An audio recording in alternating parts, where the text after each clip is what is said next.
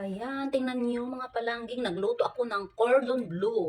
Kaya lang ginawa ko lang itong grill, yung turbo lang ang ginamit ko para hindi ko na siya i-deep fry.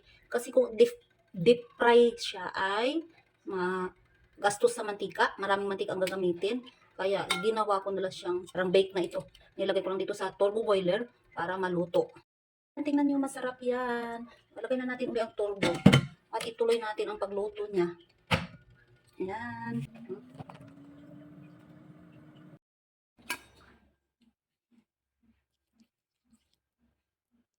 Ito na yung aking bake cordon bleu. O, tingnan nyo. It's very yummy. Diba? Yung cheese, lumalabas na. Yung ham, at saka ito ay pickles. Pickles release. Ayan, it's very nice. Ang cheese melting na.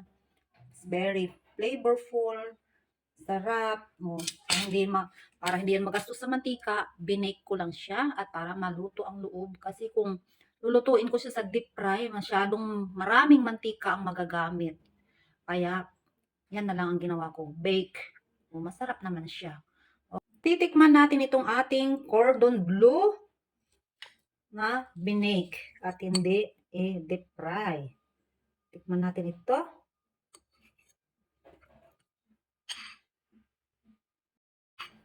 Ito na ang ating cordon bleu. Titikman natin. Sarap, sarap. Sarap siya. At hindi siya oily kasi hindi siya na deep fry. Bake lang. Mm. Mm. Sarap.